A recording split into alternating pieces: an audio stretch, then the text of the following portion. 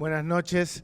Muchas gracias por acompañarnos. Es para nosotros realmente, cada vez que llegamos a un sitio como este, digamos a los ciclos que hacemos en el resto del país también y vemos que están ahí, reconforta mucho. Sobre todo que este es un acontecimiento que lleva 20 años. Estamos celebrando en este momento los 20 años de los ciclos Planeta que nacieron aquí en esta ciudad y que luego, como les mencioné recién, llegaron a los rincones del país. Y les aseguro que un proyecto y un programa cultural 20 años es prodigioso. Así que gracias por haberlo hecho ustedes posible. Muchas gracias al señor Intendente de la Ciudad de Mar del Plata, del Partido General Pueyrredón, doctor Arroyo, por habernos acompañado en este momento.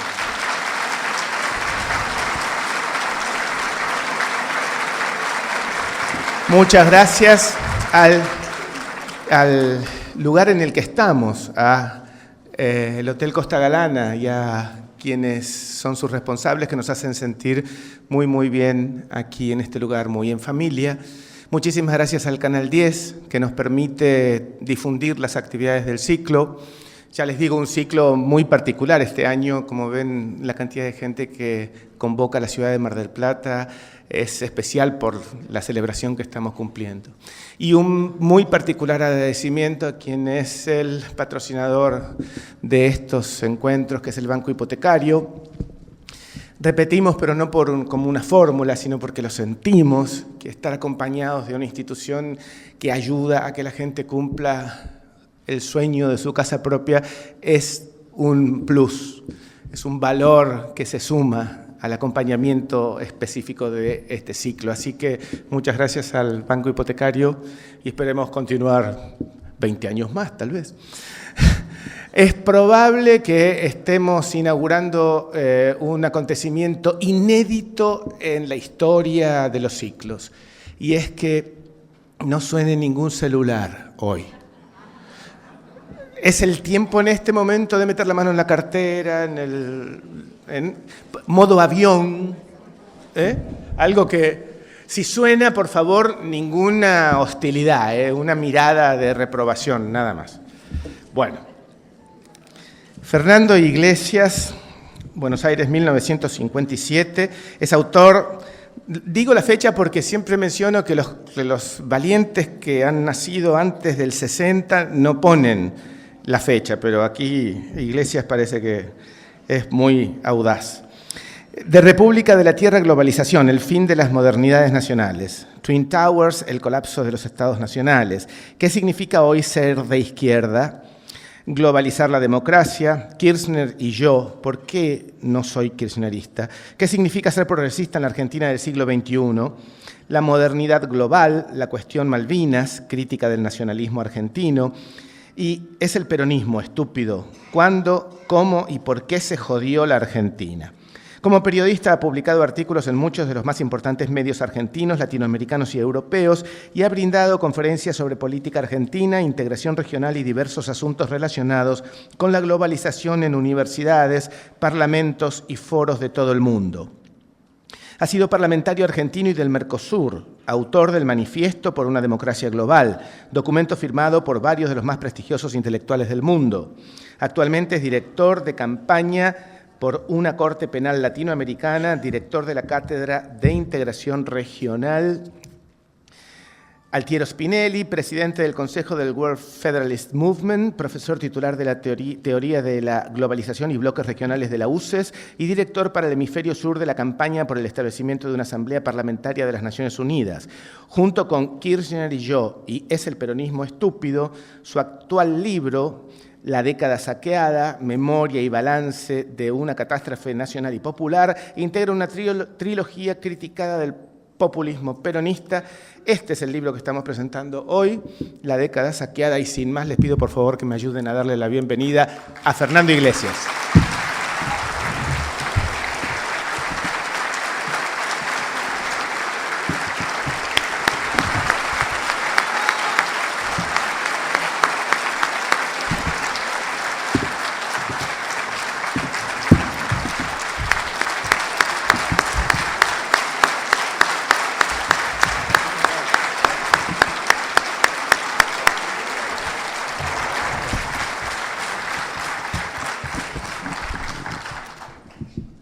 ¿Te gustó? La entrada, digo. Medio rockstar, ¿no? ¿Viste?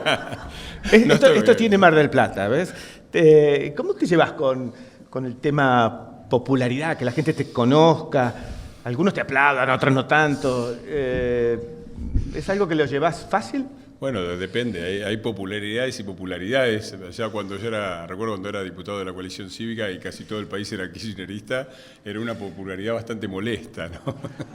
Bastante distinta a la actual, que me parece que hay un cambio de clima político, ¿no? Y que eso, obviamente, es muy lindo que la gente te reconozca, te saluda, te agradezca, te diga, decís cosas que yo quisiera decir o decís las cosas que yo pienso.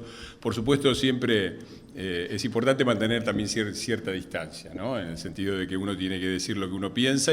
Si te aplauden, si te insultan, pero la fidelidad al propio pensamiento forma parte de la ¿Hay que decir todo lo que se piensa o pensar todo lo que se dice? No, nadie dice todo. El que dice todo, nadie dice todo. No me digas que te guardas algo. Claro, no, sí. Sí, a ver, no sé si probablemente después me pregunto. Digo, yo, qué sé yo, tomalo del sábado y no hagamos nombre. Me guardé muchas cosas, digo.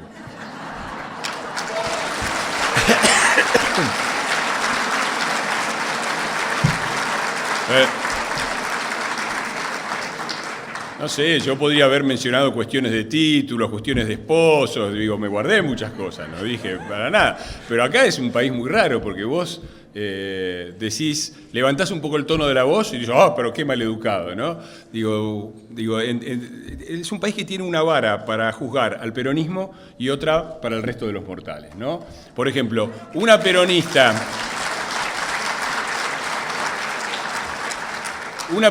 no hagamos nombres, va y le da un cachetazo así en el medio de la Cámara de Diputados a un peronista y es una persona muy temperamental. Yo le elevo la voz y soy un maleducado, un chicanero, grosero. ¿Vos viste los titulares de diarios que se supone que tribunas de doctrina? Mal, sí. No, hay una que es muy impresionante, el incómodo momento que pasó Graciela Camaño. Pobrecita, cómo sufren, el peronismo sufre mucho. A ver si nos portamos mejor, por favor, porque... O sea que si te critican por lo que decís, lo que sería es con lo que te callás. Eso debe ser. Bueno, contame, ¿qué te propusiste con este libro, La década saqueada? Muchas cosas. Uno es como preguntar qué te gusta de una persona o qué te gusta de una ciudad o lo que sea. Es un conjunto de cosas. Uno, sacarme la bronca, ¿no? Fueron años de bronca, de frustración, de sufrimiento.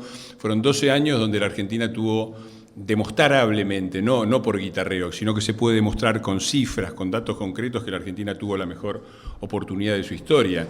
4 veces del siglo XX hasta ahora la Argentina tuvo términos de intercambio de 150. Dicho en cristiano, en este caso los precios de las exportaciones se triplicaron y los precios de lo que la Argentina exporta bajaron. Y eso pasó en 1908, oportunidad aprovechada en los términos de la época. La siguiente vez pasó en 1948, la otra pasó en 1973 y la otra pasó ahora. Si eso no es tener mala suerte para un país, yo no sé qué es, pero la frustración del libro, yo tenía una sensación muy grande de frustración durante mucho tiempo, ahora tengo una sensación de esperanza. Y yo quería escribir un libro porque creo que inclusive quienes votaron por este gobierno, inclusive quienes son críticos del kirchnerismo, no tienen una dimensión exacta de la magnitud, de la gravedad de lo que pasó en la Argentina, del nivel de hasta qué punto la Argentina estuvo a punto de desbarrancarse en una situación como la que hoy está atravesando Venezuela. Los datos económicos son apabullantes. Cuando vos comparás los datos del país cómodo que nos dejó Cristina en diciembre del 2015, son todos datos del año 2001. Es decir, algunos son de principio de año, otros mediados de año, otros de fin de año, pero son todos datos duros, datos del INDEC, datos incuestionables, que nadie pone en duda como veracidad, son datos del 2001. Y a ese abismo económico se le sumó también el nivel creciente de lumpenización, de marginalidad. El problema de la Argentina dejó de ser la pobreza para pasar a ser la marginalidad, la entrada del narco. A ver, 12 años de que entró la guita en pala y dejaron 29% de pobres, más manteros, trapitos y limpiavidrios de los que nunca hubo en la historia nacional, dejaron la infraestructura vial y ferroviaria destruida, dejaron al país sin energía, sucedieron masacres de Estado derivadas directamente de la inoperancia del Estado, siempre con aliados de ellos, en Cromañón con Ibarra, en Once con Devido, en La Plata con Scioli. Cientos de argentinos murieron en esas masacres, cientos de argentinos mueren todos los meses todavía, lamentablemente, en rutas de mediados del siglo XX que transportan las utilizan camiones y autos del siglo XXI. En el medio de todo esto hicimos un pacto de impunidad con Irán sobre la muerte de 85 argentinos, una comisión de la verdad con un gobierno que niega el genocidio, no el actual de Irán, pero el anterior, Ahmadinejad, negaban la existencia del holocausto judío, y con eso hicimos una comisión de la verdad. Y el que denunció esto, el fiscal que seguía este caso, que es el caso más importante de la historia judicial de la Argentina, con una sola excepción, que fue el juicio a las juntas, después viene el caso AMIA, denunció a la presidenta de la Nación, a los 4 días estaba muerto de un balazo en la cabeza, en una circunstancia donde la custodia, cuya línea de mando termina en la presidenta, por 12 horas no se sabe dónde estuvo. Digo, lo que pasó fue muy tremendo, fue muy terrible, así como fue muy terrible la presión que sufrimos quienes nos opusimos a esto, desde la prensa, desde la política, desde la calle, esta división enorme, la famosa grieta de la sociedad argentina, que no se abrió por otro motivo que porque desde el Estado se reclamó el monopolio de la legitimidad política. Es una definición de Hannah Arendt esto, ¿no? Hannah Arendt dice que la tiranía es la pretensión de gozar del monopolio de la acción política legítima. Y eso fue el kirchnerismo. Los únicos que hacían, si ellos hacían política, era una maravilla. Si los demás hacían política, era por oscuros intereses de la antipatria y del antipueblo. Frente a eso, ¿qué podemos decir si hubo o no entonces una defección de la oposición? Yo creo que lo más criticable de la oposición fue su debilidad en plantarse frente al kirchnerismo. Eso fue muy generalizado, creo que hubo algunas expresiones. Yo voy a estar siempre orgulloso de haber formado parte del bloque de diputados de la coalición cívica, no pertenezco ya a la coalición cívica, en realidad fui miembro del bloque de diputados nada más, pero siempre voy a estar muy agradecido a Carrió, que me dio la oportunidad, y a la coalición cívica por haberme dado la posibilidad de estar en el Parlamento y formar parte de ese bloque que éramos 19 diputados en un Parlamento, en una Cámara de 257, y a pesar de eso mantuvimos de alguna manera la llama encendida de la República, de la lucha contra la corrupción, de la denuncia de la mafia que se había hecho cargo del país. Y la del 2011, donde yo quedé afuera porque no me eligieron, era el segundo de la lista, entró solamente la primera, fue una derrota durísima, muy, muy dura. Pero también es cierto que al año siguiente, en el 2012, millones de argentinos en las movilizaciones más masivas de la historia nacional, hasta donde yo tengo memoria, y espero que alguna vez alguien me corrija, pero creo que son las del 2012, fueron las movilizaciones más masivas de la historia nacional. La gente salió a la calle levantando las banderas que nosotros habíamos defendido, ¿no? Pero entonces, ¿qué le faltó a la oposición? ¿Por qué el 2011 fue una catástrofe? ¿Por qué gana la reelección con más votos que antes? ¿Qué fue, a tu juicio, si hay una posibilidad de autocrítica, decir, nos faltó esto? La oposición al kirchnerismo le ha faltado, al kirchnerismo y al peronismo en general, pero sobre todo al kirchnerismo le ha faltado hasta ahora, y creo que empieza a aparecer algo que es la excepción, cuando había coraje, no había capacidad de organización, de estructuración. Y cuando había capacidad de estructuración, no había coraje. Me parece que cambiemos esa coalición de fuerzas del PRO, de la Unión Cívica Radical y de la coalición cívica. Por primera vez empieza a insinuar la posibilidad de un gobierno y de una política argentina que combine la capacidad de organización y de gestión con el coraje. Y eso yo tengo la gran esperanza de que cambie para siempre las cifras de la política argentina, para que esto que pasó en la década saqueada no se vuelva a repetir, porque esa fue también la intención, de que vos me habías preguntado y no llegué hasta ahí.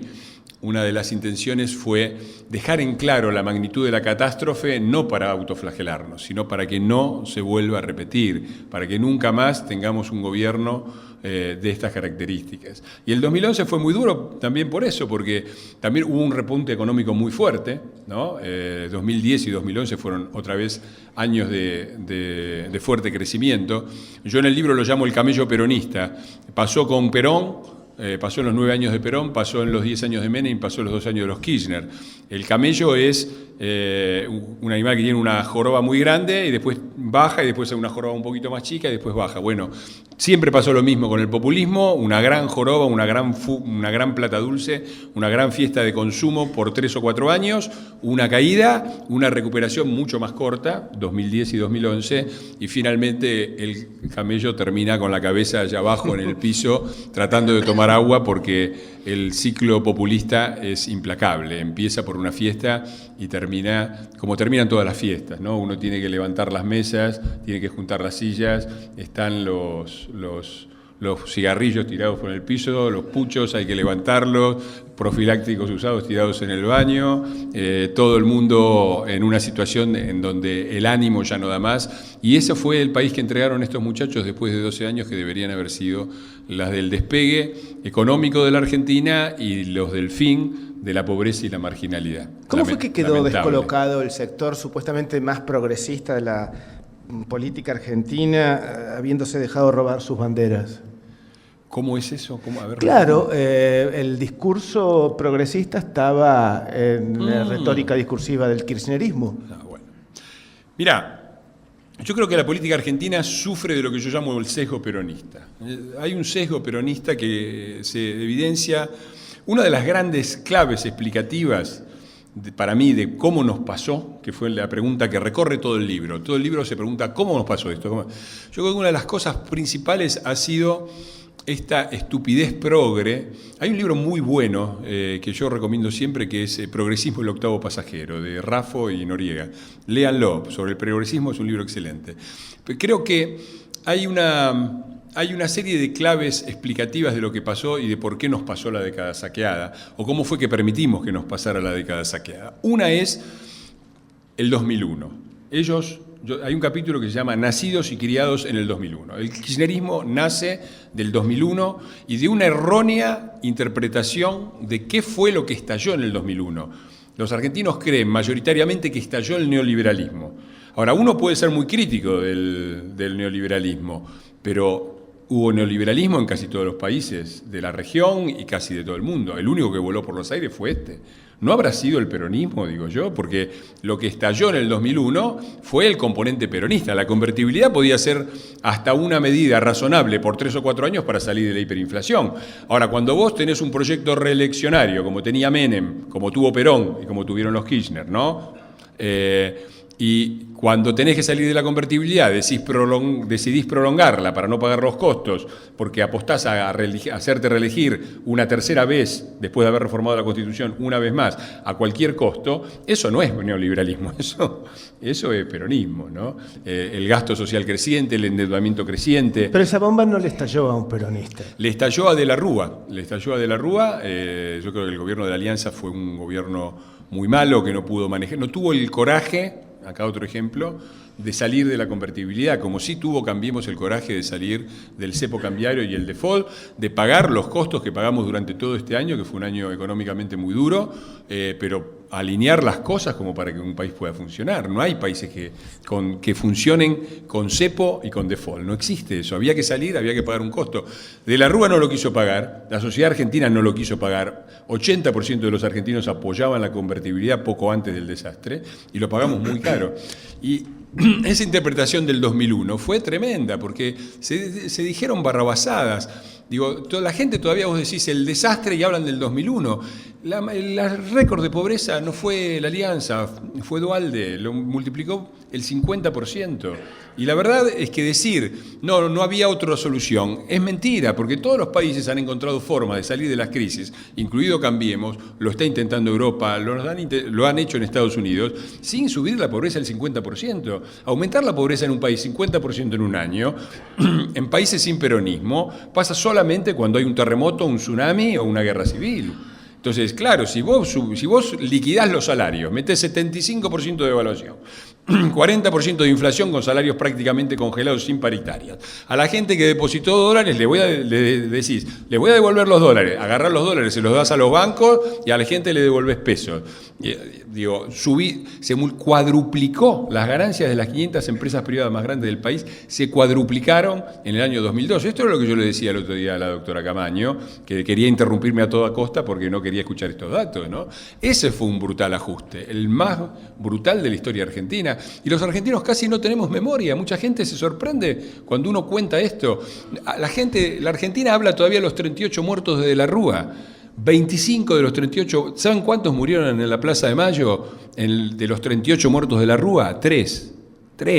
No digo, 3 muertes son muchas muertes, una muerte es una tragedia, pero 25 murieron en las provincias peronistas, en provincias gobernadas por el peronismo con control del gobernador peronista de la policía provincial peronista, 25.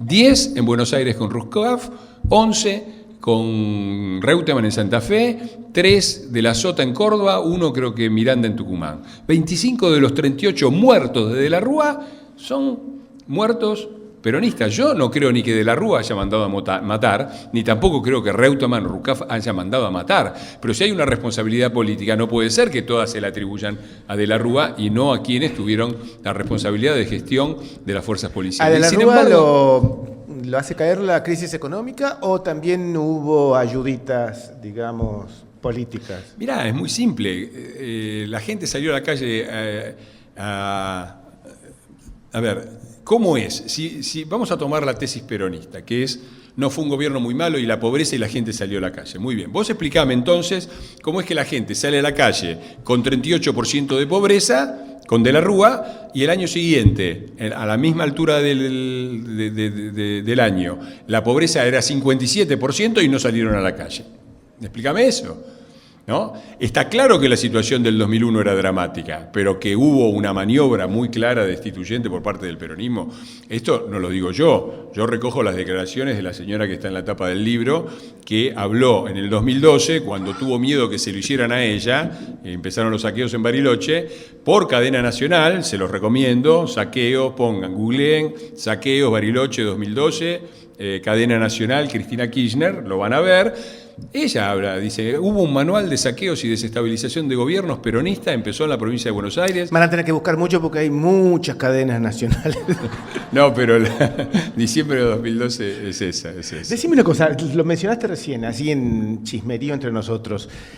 Hubo una persona en este país que no fue presidente porque no se le antojó, que dijo que había visto algo que no le gustaba. ¿Qué fue lo que vio? Mira, cada cual tiene sus teorías. Yo siempre dije, ¿qué es lo que habrá visto el Lole, que fue mi ídolo? Yo era un fanático de la Fórmula 1 cuando el Lole corría. Antes de que el Lole corría, cuando llegó un argentino, imagínate. Tenés tus ¿no? pecadillos también. Sí. Sí, yo soy un seguidor fanático de la Fórmula 1. Mi novia que anda por ahí me lo reprocha cada vez que me levanto a las 9 de la mañana. Pegado a la televisión. Pegado a la televisión con los audífonos. No, ¿qué vio el Lole? Yo lo recojo. Un día estaba en el programa de Graña. Pero estás conmigo, que si él dice que sí, es el presidente. Tenía una gran chance, pero si no se dio es por algo. Y la pregunta es ¿por qué? Yo estaba un día en el programa de Graña y conmigo invitaron al fiscal Vivanco, que era un ayudante de Sosa.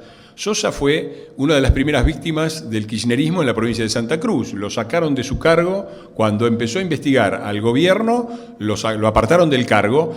Después ordenaron reponerlo y no lo Hubo repusieron. 5 órdenes de la Corte Suprema de reponerlo en el cargo, nunca lo repusieron. Y los que hicieron eso, los Kirchner, fueron los que votamos como presidente, ¿no? Bueno, estaba Vivanco, que era un ayudante, había trabajado con Sosa, y estábamos charlando ahí al aire. Y Graña le pregunta, ¿y cómo fue esto de de los fondos de Santa Cruz, y el tipo explicaba todo lo de los fondos de Santa Cruz y dónde fueron a parar, y en un momento dice, parte de los fondos de Santa Cruz, yo lo recojo en el libro, fue a pagarle a Duhalde para que lo eligiera a Néstor como candidato. Eso dice, digo, una persona que es un funcionario público. Ustedes vieron esto en los diarios seguro, ¿no? No lo vieron, ¿no? Qué lástima. Lo vieron, estalló un gran escándalo, los fiscales investigaron, fue por televisión, yo lo vuelvo a poner en el diario, no pasó nada. Ahora, yo no sé si eso es cierto o no es cierto, pero me parece que merece una investigación, ¿no? Y quizás, yo no sé, viendo esto me imaginé que por ahí algún candidato, en algún momento, le dijeron, agarrá, poné tanto y te lo damos, total, una vez que estás arriba, la recuperás en 6 meses. Y por ahí alguien no quiso aceptar y dijo, vi algo raro y no me gustó, ¿no? Ahora, después, Digo, si esto puede ser el que le vendió la presidencia, después le dio la espalda, rápidamente. Bueno, eso es una observación muy buena, porque los peronistas posan siempre de astutos. Ellos entienden todo de la política, ¿no? Todos los demás somos medios tontos, no entendemos nada de la política. Ellos tienen un ojo clínico, pero el gran genio que armó toda la cosa, que acabó con el gobierno de la Rúa, le terminó dando todo en bandeja a Kirchner. Cualquiera que conociera a Kirchner sabía que lo iban a liquidar apenas pudieran. Y efectivamente, 2 años después, en las primeras elecciones donde se sintieron con confianza, Duhalde pasó de ser el que había salvado a la Argentina del abismo, pasó a ser el Al Capone de Lomas de Zamora, ¿no? Bueno, así son los muchachos. El PJ tiene el nombre de partido y tiene el nombre de Judas en sus iniciales. Para buscar enemigos no son pocos, porque vos te metés con el peronismo entero. Entonces, la pregunta es, ¿qué análisis hacemos de la palabra gorila?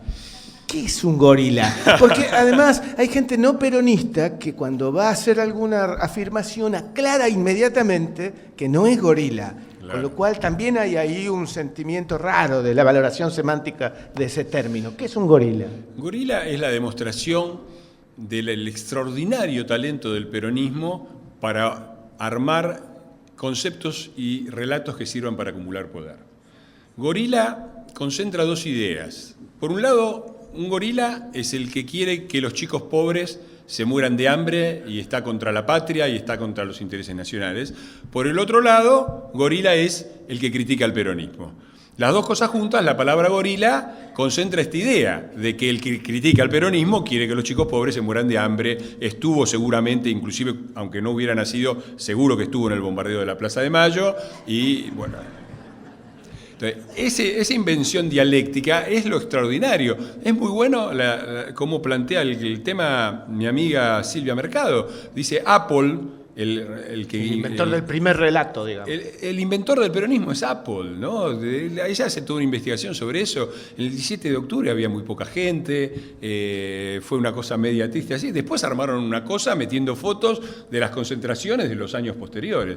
Y el peronismo tiene esta capacidad, gorila, y es muy raro también esto, porque también muestra cómo funciona la Argentina, porque hubo un diputado radical, San Martino, que perdió la banca porque se lo acusó de insultar al peronismo, ¿no? Durante el premio peronismo, el jefe de la bancada, que era Balbín, terminó preso por manifestaciones hechas como diputado de la Nación de crítica al gobierno. Se lo acusó de rebeldía, a un diputado que critica al gobierno se lo acusó de rebeldía y terminó preso. Yo no vi, para el amigo bárbaro que dice que el kirchnerismo no es peronismo, tiene razón, el peronismo fue peor, porque yo no vi a los Kirchner meter presa a Carrió, por ejemplo, ¿no? Pero ellos a Balbín lo metieron preso y a San Martino lo expulsaron, hasta el punto le hicieron todo un juicio político que habilitó el canalla, que en ese momento era el presidente de la Cámara de Diputados, cuyo nombre perdurará en la historia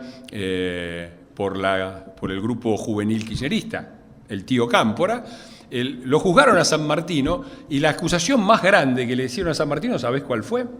La de que había dicho que el peronismo era un aluvión zoológico. Ahora, estuvo muy mal San Martino, digamos, estuvo muy mal, pero vos no podés expulsar a un diputado porque habla de aluvión zoológico y llamar a tus opositores políticos por 50 años gorilas. ¿Cómo es? ¿Cómo está naturalizado que ellos pueden hacer eso? Y eso es tremendo, porque yo conozco mucha gente muy inteligente, muy progre, qué sé yo, pero que tiemblan, o sea, ante la posibilidad de que alguien les diga gorilas, tiemblan, ¿viste? Le corren con eso y termina pasando lo que vos decías del centro izquierda, cómo el progresismo, vos me preguntaste y yo lo dejé medio inconcluso, ¿cómo fue que el progresismo aceptó que le robaran todas las banderas? Por miedo a la palabra gorila. Por miedo a que vos criticás al peronismo y a los 2 minutos tenés que explicar como si vos fueras responsable el bombardeo de la Plaza de Mayo, la proscripción, la vergonzosa, el horrendo y repudiable bombardeo, lo voy a decir así, la espantosa proscripción del peronismo y el tremendo genocidio de Videla. Ahora, todo eso sucedió contra la democracia, no solo contra el peronismo.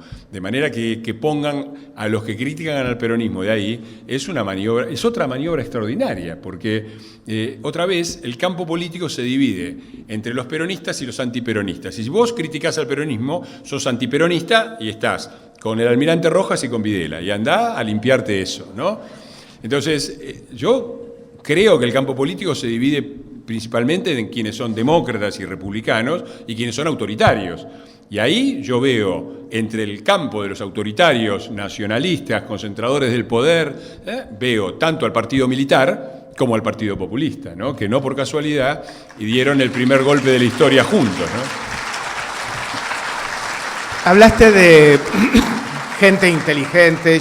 La pregunta que te quiero hacer es, ¿cómo personas muy inteligentes, muy formadas, algunos académicamente celebridades, verdaderamente creyeron que estaban viviendo una epopeya revolucionaria? ¿Cómo se produce? Y no hablo de las personas que puedan tener de manera directa un beneficio por esa solidaridad, sino gente absolutamente de buena fe, inteligente, formada y que realmente compraron el relato. ¿Cómo se explica? Yo te lo explico si vos me explicás cómo fue que un talento filosófico como Heidegger apoyó al nazismo o como Sartre apoyó al stalinismo, ¿no?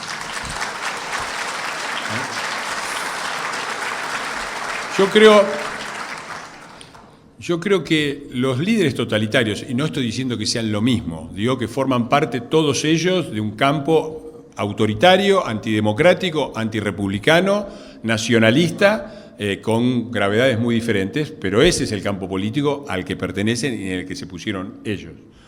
Dicho esto, yo creo que los intelectuales, los artistas, las personas que viven vidas de alguna manera muy impregnadas de conceptos abstractos, de ideas, de emociones, quieren vivir tiempos interesantes. Conocen la maldición china, ¿no? Los chinos cuando te quieren maldecir te dicen que ojalá que vivas tiempos interesantes. Porque claro, la socialdemocracia sueca es aburridísima, ¿no? Lo más interesante que pasó en la socialdemocracia sueca fue cuando mataron a Olof Palme. Todo lo demás fue un aburrimiento tremendo, pero el país vivió bien, ¿no? O cuando la bajaron a la viceprimera ministra por haber comprado 2 toblerones, ¿se acuerdan de ese episodio? Sí. $32, y la eyectaron del cargo porque había gastado con su tarjeta institucional. Eso acá genera risa, ¿no? Claro, genial. No, digo, interesante es Hitler, la Segunda Guerra Mundial es interesantísima. No hay muchas películas sobre Olof Palme y la socialdemocracia sueca, pero hay muchas sobre la Segunda Guerra Mundial. Entonces los chinos te dicen, ojalá que vivas tiempos interesantes como una maldición. Pero yo creo que hay gente que le gusta vivir tiempos interesantes, que se aburre en su vida privada, que no tiene mucha idea de qué hacer los domingos a la tarde, entonces dice, ojalá venga algo que haga que... Bueno, pero ahora el relato parecería que de alguna forma se derrumbó, se desenmascaró, y sin embargo hay un núcleo duro que todavía sostiene el kirchnerismo. Hay una mentalidad totalitaria atrás de esto, ¿no? Cuando Cristina dice, vamos por todo, ¿no? Por ahí entre todos y totalitario, me parece que hay una relación semántica, ¿no? Se deschavó, ¿no? Yo creo que uno de los principales problemas que han tenido es que se deschavaron. Cuando yo creo que las cadenas nacionales, la mejor campaña a favor de Cambiemos fueron las últimas cadenas nacionales, el último año de cadenas nacionales de Cristina, donde había una cadena día por medio. Porque estaba todo ahí, era todo muy evidente, era muy claro el coro de focas aplaudidoras, era muy claro la locura y la desconexión de la realidad de una señora que decía que había menos pobreza en Argentina que en Alemania. O sea, fue demasiado inclusive para una sociedad como la Argentina, que apoyó muchísimos delirios. Y eso es lo que sería interesante preguntarse. Yo lo digo en chiste, pero no es tan en chiste. Yo creo que casi todos los problemas argentinos se derivan de un único problema, que es la denodada lucha de los argentinos contra el principio de realidad. Cualquier cosa, pero la realidad no. La realidad no nos gusta. Entonces oscilamos como los adolescentes que tampoco quieren ver la realidad, en eso consiste la adolescencia, en que somos los mejores del mundo y somos los peores del mundo, ¿no? Explota el país en el 2001 y somos los peores del mundo, 2 años después sube la soja, triplica el precio y ya salimos por todo el mundo a explicarle a todo el mundo cómo hay que manejar la economía y cómo hay que vivir, ¿no? Somos así. Entonces, cuando vos no tomás a la realidad como un principio y como una necesidad de actuación tomando en cuenta cómo es la realidad, lo que te pasa es que viene un vendedor de humo y te dice lo que dijo Kirchner, porque Kirchner todo lo anunció, ¿no? La frase de Kirchner al respecto es: vengo a proponerles un sueño, dice en su discurso de Asunción. Y es muy notable esto, porque no es que dijo, vengo a hacer que se cumpla un sueño, el sueño de vengo a hacer que se cumpla, que no haya... No, vengo a proponerles un sueño. La realidad, dejémosla, pero soñemos que hay redistribución de la riqueza, soñemos que tenemos las manos limpias, soñemos que, no sé, todas las cosas, que vamos a hacer un país en serio. Ustedes vieron cómo terminó el país en serio, ¿no? Con el presidente del bloque kirchnerista de la Cámara de Diputados de la provincia de Buenos Aires, en Corpiño y Bombacha, al lado de Moria Kazán, ¿no? Bueno, qué sé yo.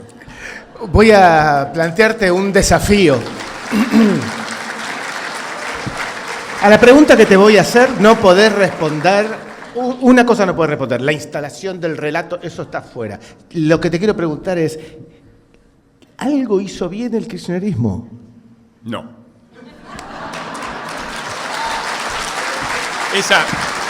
¿Pero cómo? La gente habla de la integración de la Corte, por ejemplo. Tengo que pagar el copyright. Esa fue de José Luis Esper en un programa de televisión. Me encantó y la copió. Le preguntaron, ¿hizo algo bien el kirchnerismo? No. Se la dejó ahí. Porque, a ver, hagamos la cuenta. Uno puede pensar alguna medida aislada, está bien, pero ese no es un criterio para decir que hicieron algo bien. Porque si uno toma ese criterio, y voy a poner 2 ejemplos bien provocadores, uno tiene que reconocerle a Hitler que acabó con la desocupación en la Alemania, ¿no? Porque acabó. Los 5 millones que estaban desocupados pasaron a ser soldados y murieron en la guerra, ¿no? Pero la desocupación. Videla acabó con la subversión, ¿no? Ahora, el genocidio fue aún más terrible de lo horrible que había sido el terrorismo. Entonces no le reconocemos nada a Hitler ni a Videla, porque las consecuencias globales de sus acciones fueron tan terribles que no se le puede reconocer un hecho aislado.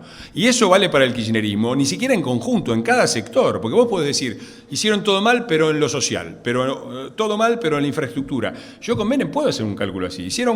Menem yo siempre fui crítico, pero uno puede reconocer modernización del aparato productivo, una infraestructura más o menos razonable, autoabastecimiento energético. Vos me podrás decir, pero la pobreza, la desocupación y qué sé yo, y yo voy a estar de acuerdo, pero uno puede sacar una cosa. Sacá una voz que me preguntás a mí y me provocás, sacá una cosa, un sector del kirchnerismo en que la cosa... No, digo un nervioso. Sector en general, si estás muy nervioso.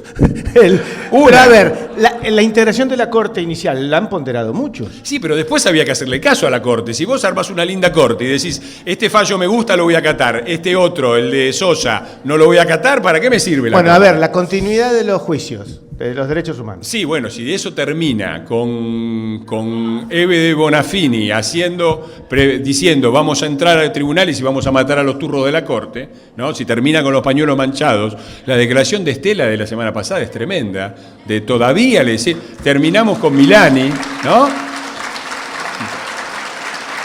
Y la ley antiterrorista. A ver, el desendeudamiento.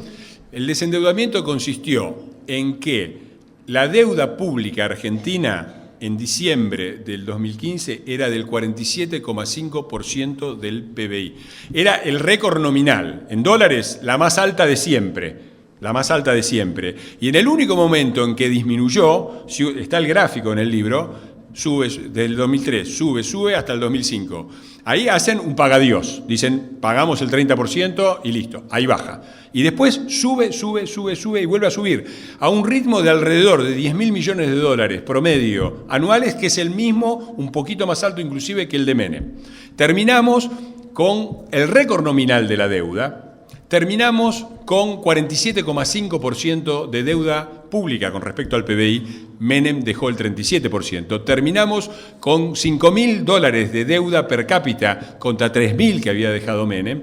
Y terminamos, lo único que bajó fue la deuda externa, porque en vez de endeudarnos con los organismos de crédito al 4 o al 5%, como hizo Bolivia, Brasil o Chile, países, o Uruguay, países no gobernados por la derecha sangrienta, nos endeudamos entre nosotros mismos. Es decir, nosotros ahora estamos endeudados con nosotros mismos, que es como si yo, en vez de pedirle plata al banco, que si no puedo pagar, de última se jode el banco, le pido plata a los vecinos, a los abuelos, porque le pidieron plata al ANSES y al PAMI, ¿no? Sacaron la plata al Banco Provincia y al Banco de la Nación. Entonces ahora ya no hay más default. Ahora el default se paga en que nos quedamos sin servicio para los jubilados, que nos quedamos sin crédito para las industrias, no tenemos. Digo, eso no es una mejora, eso es un empeoramiento. Y el dato de 47,5% es un dato también del 2001. La Argentina, endeudada y qué sé yo, del neoliberalismo, cruza la frontera del 50% en el año 2001 y termina en diciembre del 2001 con el 55%. Ahora vos explícame, ¿cuál es la diferencia entre el 47,5% y el 55% del PBI? Ninguno. Y fue 47,5% con el pagadiós. Sin el pagadiós era una deuda aún superior a la que había dejado la Alianza. Con vos no se puede, pero el desfile del Bicentenario estuvo lindo, algo, no. Bueno, decime, una diferencia sustancial que vos encuentres entre Néstor y Cristina. En sus gestiones, ¿no? Es lindo. En el libro yo cuento un poquitito el carácter increíblemente machista de la relación entre ellos. Es una cosa. Entremos en el chusmerío un poquito. Hay un acto en la General Motors donde va Néstor y lo ponen a manejar el auto y lo arranca con el freno de mano puesto. Lo que causó que todo el mundo lo viera así. Entonces él se disculpa diciendo que Aníbal Fernández le había dicho que era un error disculpable, otro olfa, porque cuando iban juntos la que manejaba el auto era Cristina. Y se sintió en la obligación de aclarar que era lo único que manejaba. Así lo dice. Maneja el auto, pero es lo único que maneja. Poco después la propuso como presidenta de la Nación, ¿no? Y ella cuenta, hay un reportaje también que creo que le hizo Rial, no sé, en donde le pregunta, y ella cuenta que siendo presidenta de la Nación, Néstor no le dejaba manejar el telecomando desde la cama. O sea que el que elegía los programas y el que hacía zapping era Néstor. La presidenta era ella, pero el que hacía zapping era Néstor, ¿no? Yo presenté una denuncia contra Néstor. Yo presenté una denuncia penal, además de firmar la de Asociación Delictiva de Carrió, justamente por esto, no por el telecomando, sino porque hubo meses al principio de la gestión donde el que administraba buena parte de la gestión era Néstor. Los intendentes y los gobernadores se reunían con Néstor Kirchner, que era un ciudadano llano, no tenía ningún tipo de cargo, y salían y declaraban públicamente a la prensa, decían, no, hablamos con Néstor y me va a mandar tantos millones de dólares para esta obra, y me dijo, públicamente, no hay un fiscal que diga ahí, no, un ciudadano privado no puede tomar decisiones que corresponden a la presidenta de la Nación, aunque sea el marido. Nada, presenté denuncia y me dijeron, pero son recortes de los diarios. Bueno, sí, efectivamente, está en todos lados. ¿Cómo puede ser que no se investigue? Yo no voy a pretender que se lo condene por el recorte de los diarios, pero sí que se abra una investigación, porque si los principales diarios del país dicen eso y públicamente están los reportajes, ¿cómo es que ningún fiscal actúa? En una democracia el contrapeso, además de la oposición y las organizaciones de la sociedad civil, básicamente existe lo que se llama justicia, el Poder Judicial. ¿Cuál fue la defección del Poder Judicial? Y si es cierto lo que dicen muchos, que la justicia investiga al poder cuando deja de serlo, siempre. La justicia, digo, no le adjudiquemos a la justicia en todo el mundo las que son características de la justicia argentina. Hasta ahora, la justicia en Argentina solo ha investigado la corrupción cuando han abandonado el poder. Esperemos que esto se termine. Yo creo que se está terminando, porque me parece que con todo lo que podamos opinar de los supuestos casos de corrupción en el gobierno de Cambiemos me parece que siempre ha habido funcionarios o que han sido apartados o que se han puesto a disposición de la justicia, apertura de casos. Eso es lo que tiene que pasar. Acá, ¿Qué crees que debe pasar con Arribas, Nafi? Mirá, la verdad es que yo la información que tengo es la de los diarios. La última información que hay es el Banco Suizo diciendo que el único ingreso a la cuenta de Arribas son los $70.000 que él reconoce haber recibido por una venta inmobiliaria y que además el resto de la plata no ingresó. Recordemos también que es una operación del año 2013, ¿no? Es decir, porque ¿por qué Odebrecht le debería dar dinero a Arribas en el año 2013 para operaciones que tenían que ver solamente con el gobierno nacional, porque no tenían ninguna conexión con el gobierno de la ciudad? Es medio inexplicable cómo en este sentido pueda mancharse el gobierno de Cambiemos, me parece medio inexplicable. Pero insisto, esto lo tendrá que decidir la justicia, porque es muy raro, porque yo también me parece que Alconada Mon es un periodista respetable, están las salidas de Odebrecht y en la cuenta ingresa uno solo. ¿Qué pasó en el medio o por qué pasa eso? Lo va a tener que decir la justicia, ojalá lo diga y lo diga pronto. Esa es la diferencia, esa es la diferencia. La diferencia no es que de un día para otro van a desaparecer mágicamente en un país que tiene décadas de corrupción las posibilidades de que un funcionario se corrompa. Eso no va a pasar. Pero hay una diferencia esencial entre lo que pasó en el kirchnerismo y los casos de corrupción, no solamente los probables que pueda haber en Cambiemos hoy o en el futuro, sino en todo el mundo. Y es que los Kirchner no fueron corruptos, los Kirchner fueron una mafia. Corrupción es cuando un político llega al poder, le ofrecen una coima y ocasionalmente agarra 1, 2 o 3 coimas, se corrompe y eso es corrupción. Y las organizaciones institucionales, la justicia, pero también la Cámara de Diputados, y tratan las agencias de control y lo investigan y tratan de combatir la corrupción. Eso es corrupción, ¿sí? Lo de los Kirchner fue una mafia. Cuando todos decimos...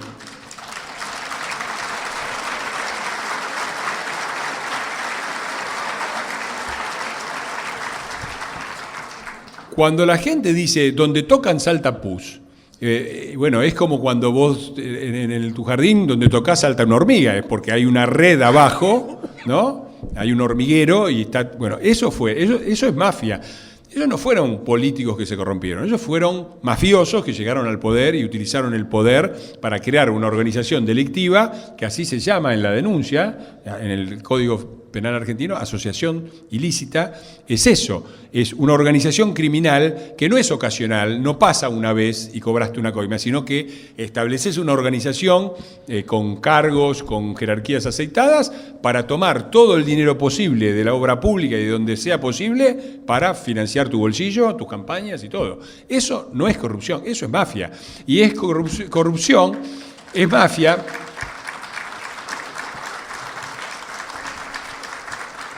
Es mafia porque, primero, no es ocasional. Segundo, las instituciones, no solamente...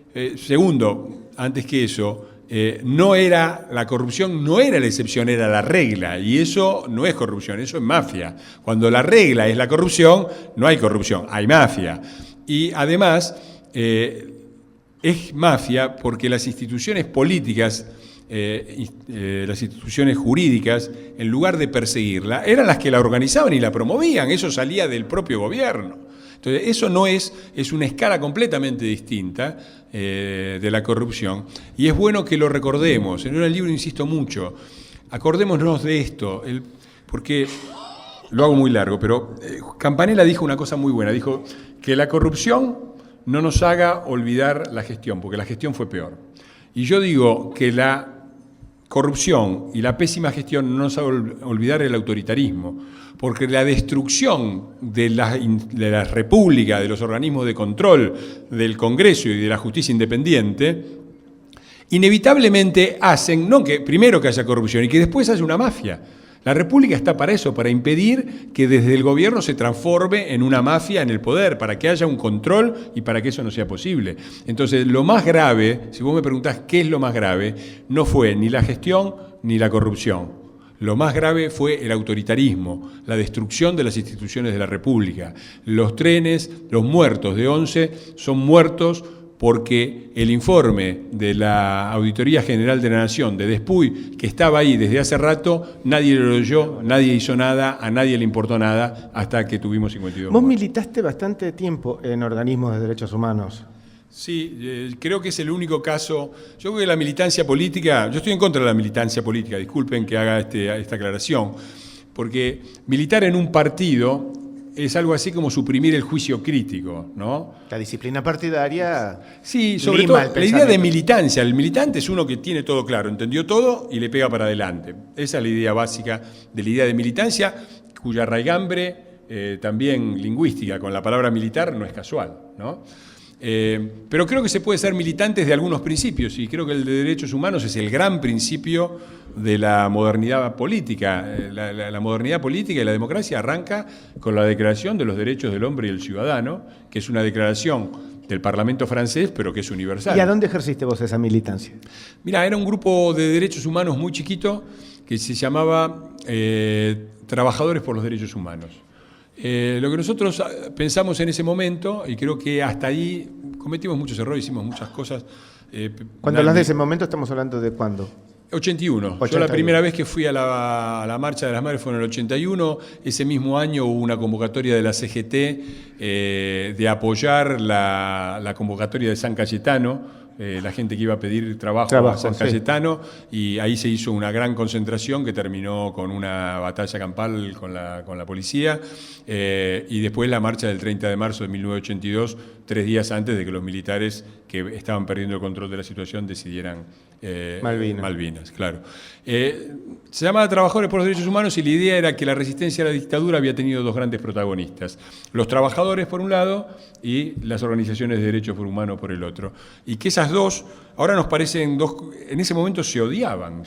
Nosotros, no yo, pero los que eran más dirigentes, yo era casi un adolescente, del movimiento fueron a hablar con Evo y la convencieron de que fuera a hablar con Gualdini a la CGT Brasil, porque hasta ahí la CGT decía las madres de los terroristas, los zurdos, ¿no?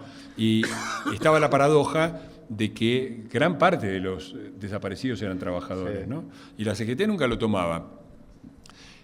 Bueno, la convencieron de ir y terminó con una declaración de Eve en el diario de peronista de esa época, donde Eve decía: los gorilas de Gualdini me sacaron a patadas en el culo.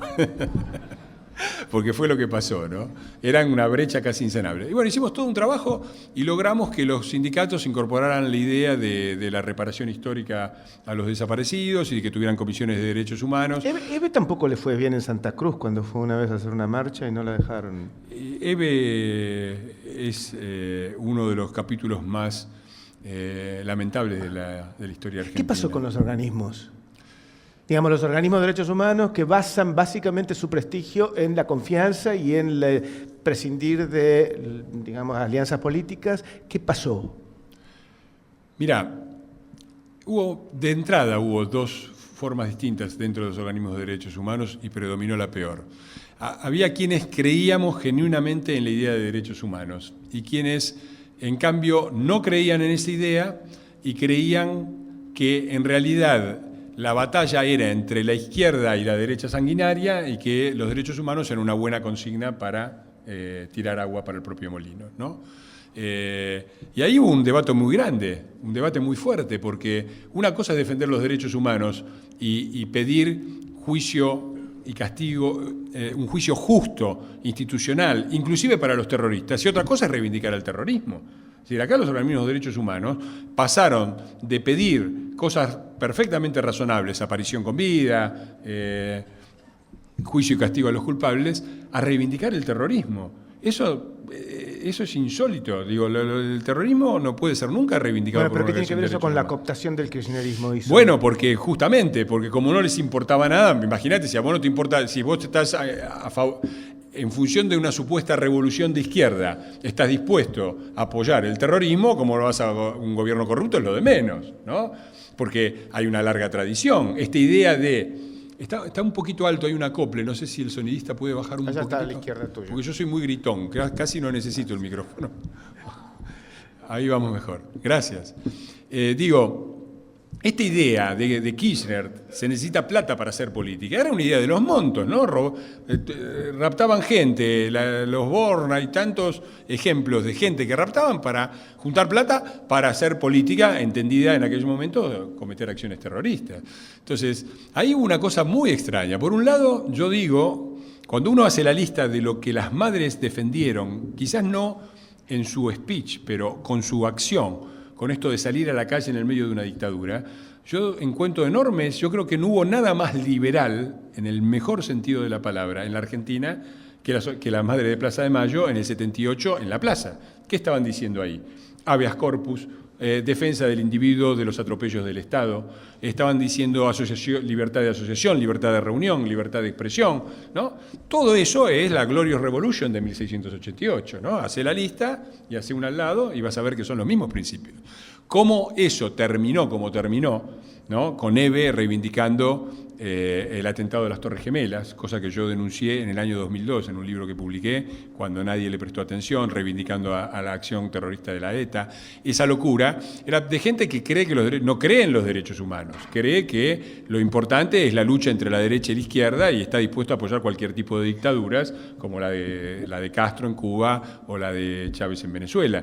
Y eso ya no merece llamarse organización de derechos humanos, ¿no? Me parece que es uno de los grandes saldos negativos del kirchnerismo, es que si hubiéramos tenido verdaderas organizaciones de derechos humanos, por ejemplo, en la ley de medios hubieran estado en contra del proyecto del gobierno y no hubieran sido el ariete que las impulsó, ¿no? Y eso es cierto lo que vos dijiste. Retomaron un programa que era el de juicio y castigo a los responsables del genocidio, que había sido abandonado, pero también es cierto que mancharon los pañuelos, y eso es imperdonable. Voy a hacer mis dos últimas preguntas, así que vayan pensando ustedes. Y mencionaste la ley de medios, otro chismerío. ¿Cuándo se divorció Clarín de Kirchner y por qué? Tanto que se habló de esto, tanto que se habló. Yo estaba ahí. ¿Estabas ahí? Si quieren divertirse, vuelvan y googleen. Era un programa de... La historia completa es, empezó la crisis del campo. Yo estaba en el bloque de diputados, nos reunimos, vino Carrió, que no formaba parte del bloque, y nos pidió que fuéramos a los lugares donde la gente salía a manifestarse a favor del campo, a calmar los ánimos, a pedir que no cortaran las rutas y a dar una voz, al mismo tiempo una voz de apoyo, a decirles que la coalición cívica iba a defender al campo porque creíamos que había que defender a todos los sectores productivos, no incluido el campo, en especial al campo, que era el que había bancado la salida de la crisis. Y yo fui a la Plaza de Mayo, y estábamos ahí en la Plaza de Mayo, en la primera movilización a favor del campo, cuando se empezó a correr la voz de que venía la patota de Luisito Delía. Y vino la patota de Luisito Delía, se vinieron por la Diagonal Norte, nosotros nos pusimos así, y fue un choque de dos columnas que estuvieron así en tensión, empujándose con los periodistas en el medio durante mucho tiempo. La cuestión es que Luisito al final... Ganó? No, ¿a vos quién te parece que ganó? Él. Nos pasaron por arriba, les pegaron a los que tuvieron la mano, yo que tenía un poquito de experiencia en movilizaciones, la esquivé bien. La cuestión es que al otro día Delía estaba en el palco de los Kirchner acusando a un diputado de la coalición cívica de haberle pegado a sus muchachos. Mirá vos. Si alguna vez hago una campaña para presidente voy a ser hecho el que le pegó a los muchachos de Delía. Bueno, ¿y el divorcio de Clarín? Al final eso terminó en que él lo dijo en un programa en A Dos Voces, yo pedí derecho a réplica y organizaron un programa con Delía de un lado y yo del otro, donde Delía mostraba una fotografía de Diario Popular con un señor en la tapa peleándose con un militante de ellos que tenía un vago parecido conmigo, pero no tenía barba. Entonces yo le decía, pero Delía no tiene barba, yo desde los 18 años que uso barba. Y Delía gritaba, te afeitaste, sos vos. Digo, pero Delía, yo estaba en el Congreso hacía una hora, me registró la Cámara de Diputados, estoy con el traje, el tipo estaba en jogging. Y yo, no, bueno. Y ahí Delía estaban Bonelli, el gato silvestre, un atleta que merece ir a las Olimpiadas de salto en Garrocha.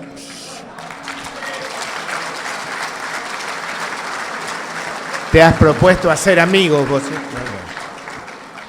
Y de repente estamos discutiendo esto y de repente Delía me ningunea completamente y los encara. Y los empieza a decir, ¿por qué ustedes? Y la oligarquía. Y fue la declaración de Clarín miente. Y la guerra Clarín fue ahí, fue en esa mesa, que es muy interesante porque yo me quedé así mirándolo, duró como 40 minutos. Pero Clarín y Kirchner se llevaban bárbaro. Se llevaban muy bien. Bañeto comía en Olivos, ¿no? No voy a decir ningún apellido porque no quiero ser botón, pero el más bárbaro de los peronistas era el que garantizaba el acuerdo, ¿no? El del Confer, ¿no? Pero bueno, voy a hacer mi última. Digo. Vos estás en este momento en un apoyo de la actual gestión, a pesar de que no formás parte exactamente, ya lo has dicho. Y el gobierno dice constantemente, sus voceros, que tratan de contribuir a la reconciliación y a que la gente, a pacificar los ánimos.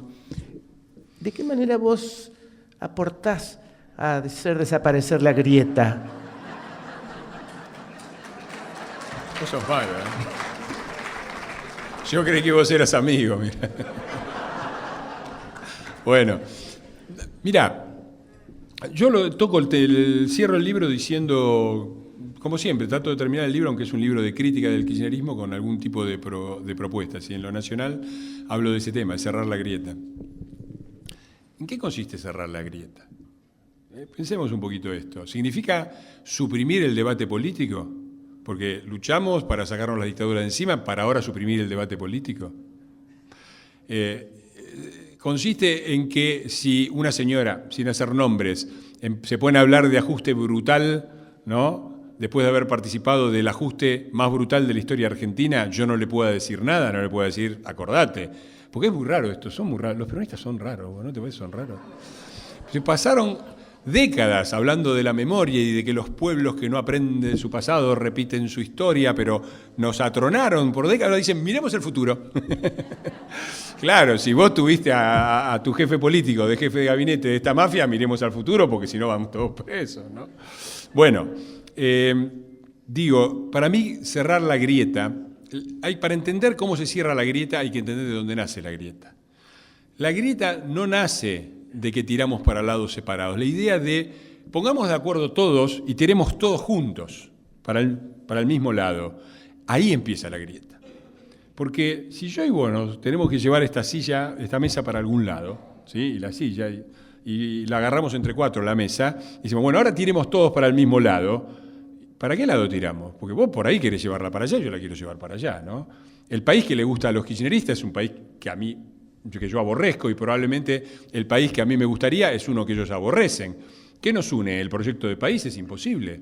Cuando uno cree que nos va a unir un proyecto de país, cree que hay un solo proyecto de país. El proceso de reconstrucción nacional en un momento, el proyecto nacional y popular ahora. Era el único proyecto de país y los que estábamos en contra éramos terroristas y subversivos en una época y independientemente, algunos lo eran, pero la gran mayoría no. O somos gorilas antipatrias ahora.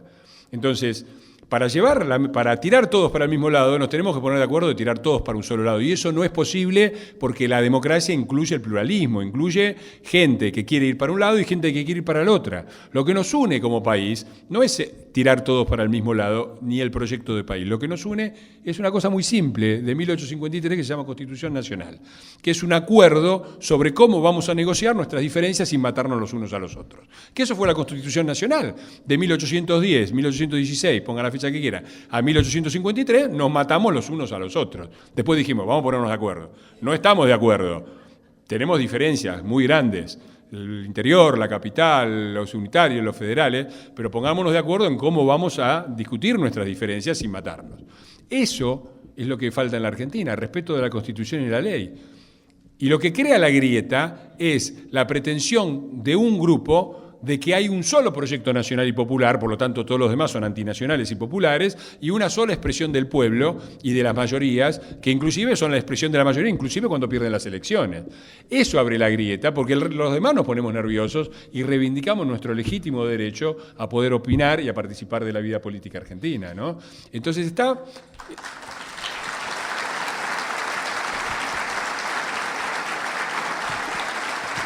Cierro. ¿Perdiste amigos? ¿Muchos? Sí, déjame cerrar esto. Está muy bien la idea del gobierno de cerrar la grieta. El gobierno tiene que decir eso y tiene que tener un tono calmo. Yo no formo parte del gobierno, me puedo dar ciertos lujos que el presidente de la Nación no se puede dar. Pero digo esto, desde 1928 no hay un gobierno civil no peronista que termina el mandato. Alvear, 1928. No hay uno solo después de eso. Y los últimos, que fueron todos de origen radical, todos cayeron por golpes. De la Rúa, Alfonsín, llamémoslos destituciones civiles si no queremos mezclar. Destituciones civil de la Rúa, con participación del peronismo, de Alfonsín, con participación del peronismo, golpe contra Ilía y golpe contra Frondizi, con participación del peronismo en ambos casos, ¿no? Entonces, la grieta...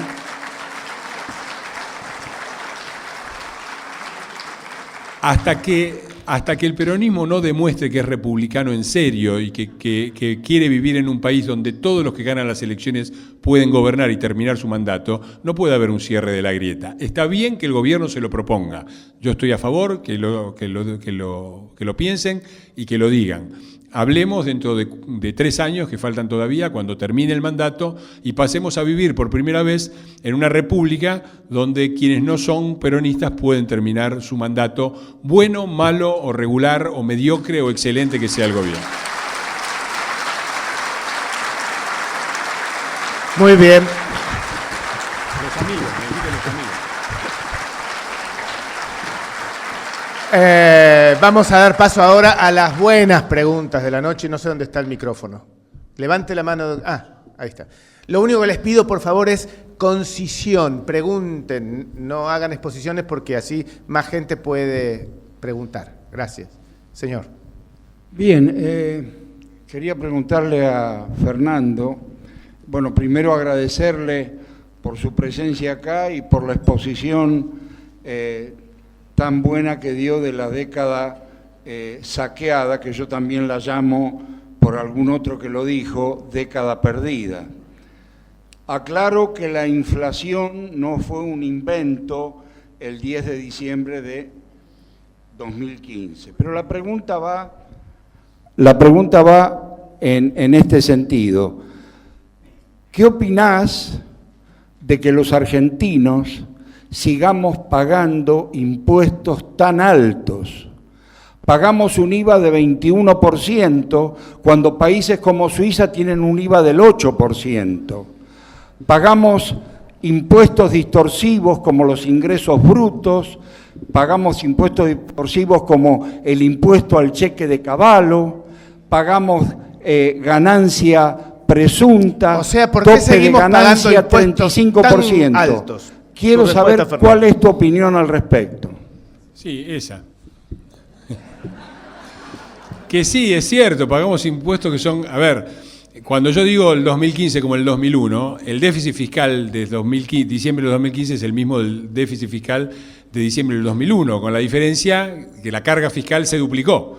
Y hablan de carga fiscal del 40%, general. Como tenés una parte importante de la economía en negro, casi la mitad, quiere decir que el que está en blanco paga como el 60-70% de carga fiscal. Es una locura y no hay forma de que haya reactivación en eso. Me parece que las últimas manifestaciones de Duhovne, que me parece un tipo muy capaz, también me parece que es un tipo muy capaz, Alfonso, con quien tuve el gusto de compartir la banca y muchas experiencias, pero Duhovne dijo, bueno, eso, el problema económico del gobierno se llama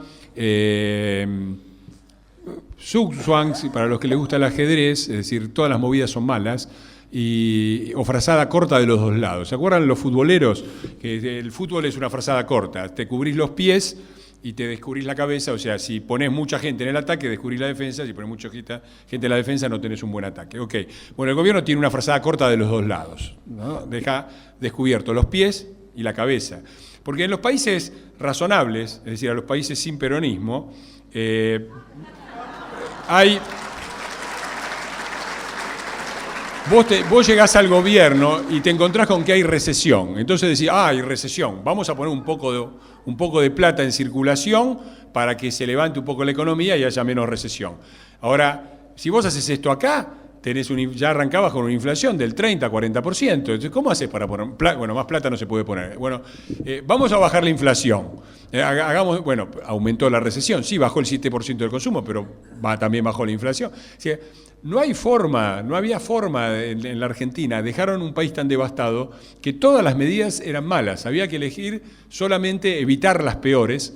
Y me parece que el gobierno va a ir para ahí, va a ir a una disminución de la carga fiscal y sobre todo a un mejor manejo, ya con que el nivel absurdo de manotazo a los fondos públicos que muestra la experiencia de Lázaro Báez se corte, nos va a permitir con una carga fiscal menor poder hacer más obra pública, que por otra parte tenemos carga fiscal y el total de obra pública de la década saqueada es la mitad en porcentaje del PBI de los años 90. Repito, la mitad. Por eso estamos como estamos, por eso están las rutas como están, por eso nos ha ido como nos ha ido con ONCE, con La Plata y con tantas otras cosas. Las manos para pedir el micrófono allá a Marcelo Franganillo, porque me miran a mí y resulta que acá adelante después. El gran organizador. No sé dónde está el micrófono. ¿Quién lo tiene? Noche, señor.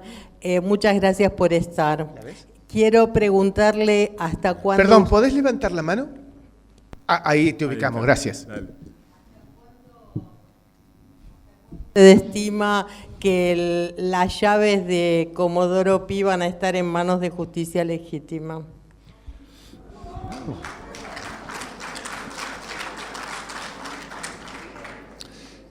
No sé, yo no diría, a esta altura no diría tanto. Es que estuvieron, que claramente Comodoro Pi fue absolutamente influenciado. Había un cepo judicial, así que como había un cepo cambiario, había un cepo judicial, juez que levantaba un poco la cabeza, se la cortaban. Eso está claro.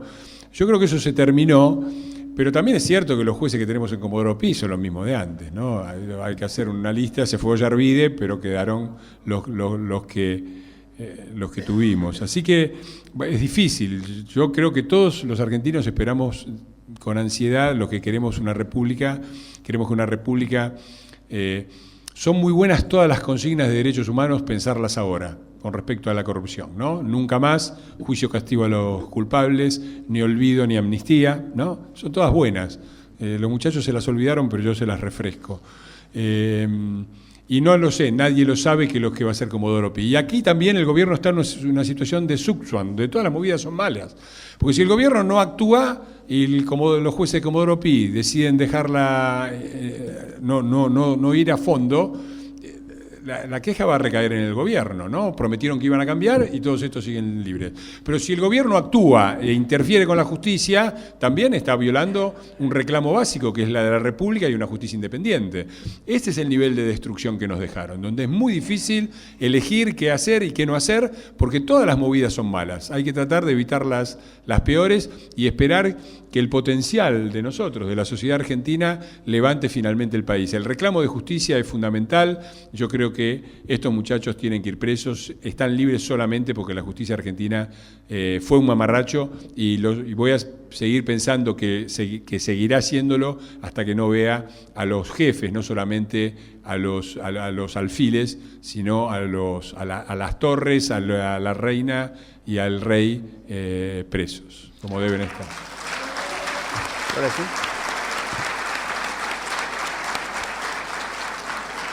Hola. Tu pregunta. ¿Se escucha bien? Sí. Sí, perfecto. Hola, Fernando. Hola.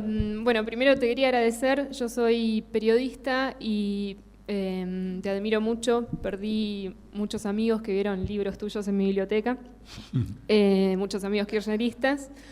Y quería saber tu opinión, sabiendo que apoyás la democracia y la república y con lo que hablabas de la presunción de inocencia de Arribas, de que se cumple un año de que está presa Milagros Salas, sabiendo que no hay peligro ni de fuga, ni de entorpecer el juicio. Quería saber cuál es tu opinión sobre eso. Si no crees que es más de una venganza del Poder Ejecutivo del gobernador, que de un juicio legítimo, o del derecho a un juicio legítimo. Me interesa muchísimo tu opinión.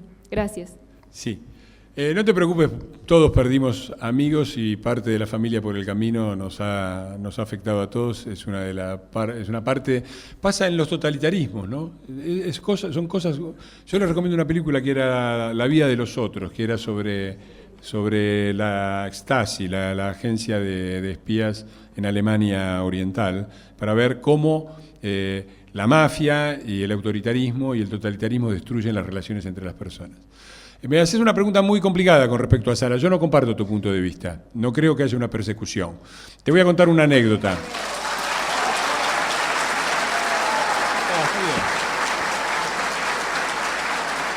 Pero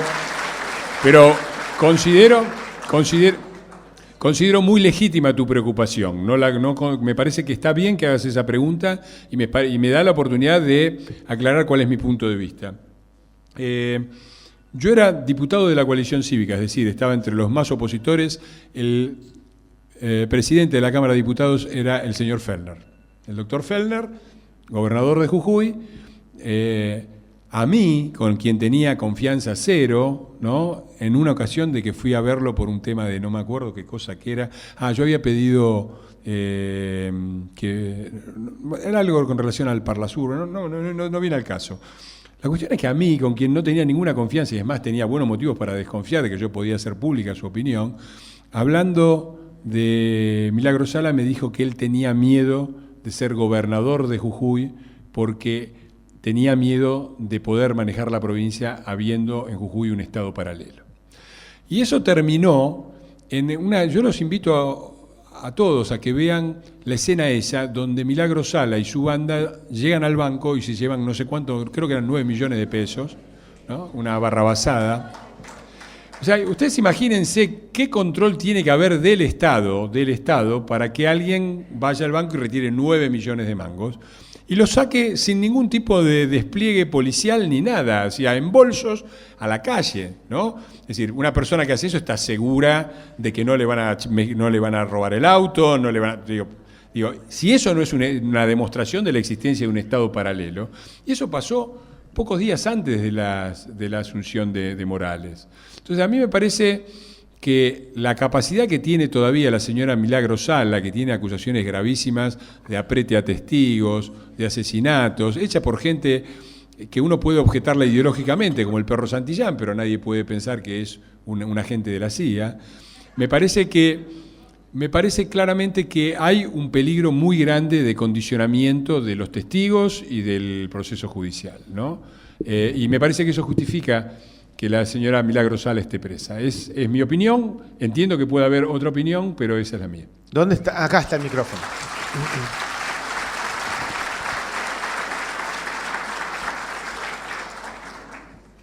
Fernando, frente a la pregunta que nos hizo a todos de no hay nada bueno que rescatar del kirchnerismo, vos respondiste un no rotundo, que celebro. Mi pregunta es, esto tiene que ver, yo no leí este último libro, sí el otro, ¿no? Es el peronismo estúpido, y haces una relación y una explicación excelente a través de la psicopatía y de la relación con el psicópata. Y realmente lo que preguntó Nino, yo me sublevo frente a los programas de televisión porque muchísimos, y gente potable y seria, dice, bueno, pero algo hay para rescatar. ¿No crees que es parte de la relación con el psicópata? Porque en realidad, la mujer golpeada o el maltratado por el psicópata siempre le encuentra algo bueno. Parte de esto. Sí, un síndrome de Estocolmo colectivo, digamos. No es el síndrome de Estocolmo, ojalá lo sea, porque para eso tiene que haber un torturador en serio. No, esto, a mí me interesó mucho tu planteo, porque esto nos habla de una sociedad argentina. Nosotros, los argentinos, tenemos una tendencia a la psicopatía y a la alianza con el psicópata. Y mientras esto no nos enfrentemos, esta es mi opinión y te pregunto si si estarías de acuerdo, ¿no? Porque realmente fue un goce. Sí, lo expresaste tan bien que no sé qué agregar. Exactamente creo eso. Sí, creo eso, es así, es así. La relación de la sociedad argentina con el peronismo es la de la mujer golpeada con el marido golpeador. Y por supuesto están todas las figuras típicas de la situación de maltrato. Está la situación de la amiga que le dice, bueno, pero tu marido no es tan malo, ¿no? Después de todo, mirá, te regaló flores o eso. ¿Qué es lo que dicen, no? Sí, puede ser, pero la asignación universal por hijo... Son los consejos de la mujer, de las amigas de la mujer golpeada, ¿no? La sociedad argentina, dije, la sociedad argentina tiene una relación con el peronismo que es la sociedad de la mujer maltratada con su maltratador. Eso es. Señor, su pregunta, por favor. Buenas noches, Fernando. Durante la década perversa, estamos en fecha de algo muy grave que ocurrió en la Argentina, que es la muerte del fiscal Nisman. ¿Qué me puede decir de eso? ¿La muerte de? Del fiscal Nisman. De Nisman. Me parece que es una de las cosas más graves, creo que ya lo mencioné, ¿no? Me parece que si algo grafica la locura que vivimos es una comisión de la verdad con el gobierno de Ahmadinejad, que termina con un pacto de impunidad para la muerte de 85 argentinos en el atentado antisemita mayor de la historia después de la Segunda Guerra Mundial, la historia mundial, me refiero, y lo que le pasó a Nisman, ¿no? A ver, yo lo dije en su momento, el gobierno kirchnerista y sus miembros, porque no necesariamente tiene que haber sido una conjura de todo el gabinete, sino sus miembros, son por lo menos los principales responsables. Es decir, si a mí viene un fiscal, ¿no?, de la Nación, me acusa ante un juez, y a los 4 días está muerto de un balazo en la cabeza, ¿quién sospecha a la policía, no? Primer sospechoso yo. Si además yo me dedico a basurear la memoria del muerto, a desviar la investigación policial, mando un amigo mío que se llama Bernie, es el primero que llega a la escena del crimen, la custodia que debía custodiar al tipo que murió está bajo mi mando, digo, ¿no? Tengo además los principales motivos, porque una investigación judicial, una parte se puede transcribir, pero hay muchas cosas que no se pueden transcribir, ¿no? El rol de los actores, cómo interactúan, todo eso quedó en la cabeza de Nisman, atravesada por un balazo. Entonces, me parece que el gobierno kirchnerista, nadie puede decir que es culpable, porque no están las pruebas, sería irresponsable, pero sí que son los principales sospechosos porque tenían motivo, tenían ocasión y tenían los medios para hacerlo. Por lo tanto, espero que la justicia se ponga las pilas y avance, ¿no? Vamos a habilitar las últimas 2, señora. Perdón, Fernando. Se queja de la izquierda. Una pregunta. Por favor, su pregunta, sí. Mi pregunta, Fernando. Acérquese el micrófono. Fernando, si me podés escuchar. Dale. La historia que vos contás, que es la historia real de la Argentina, no se aplica en la Facultad de Ciencias Sociales de la UBA. Se sigue, hasta el día de hoy, se sigue estudiando el relato kirchnerista. Y yo tengo mucha información porque soy socióloga. Me gustaría hablar con vos aparte de este tema. ¿Podrá ser? Sí, con mucho gusto. Sí, estoy de acuerdo. Bueno, eso fue una de las cosas terribles que pasaron, que en las universidades y en muchos otros lugares en el periodismo, los únicos que tuvieron lugar fueron los que repetían el relato. También hay profesores, yo soy muy amigo de Gabriel Palumbo o de Fernando Pedrosa, que son profesores que también han logrado mantener un pequeño espacio de independencia dentro de eso, y uno de los desafíos es que haya una renovación de planteles que no tenga un contenido ideológico, ¿no? La libertad de cátedra es sagrada, pero es necesario que se escuchen las diferentes interpretaciones de la historia y no solamente las que dio el kirchnerismo, que son, por otra parte, metodológicamente inconsistentes, para decirlo de manera académica. Señora, su pregunta. Sí, primero felicitar el pensamiento tan claro que tenés para poderte expresar y dar a conocer tu pensamiento, ¿no?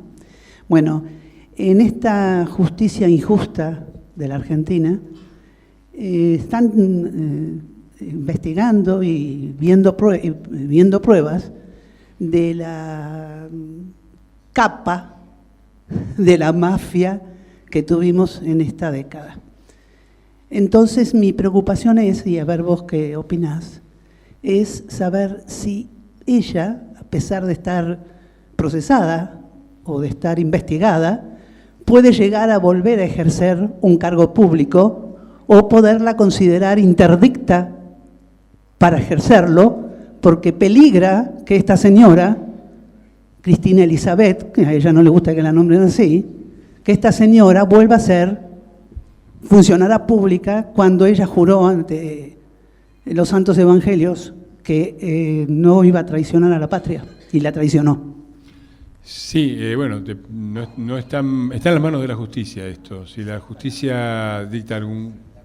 no es una cosa que podamos decidir quienes combatimos el kirchnerismo ni quienes creemos que debería estar presa.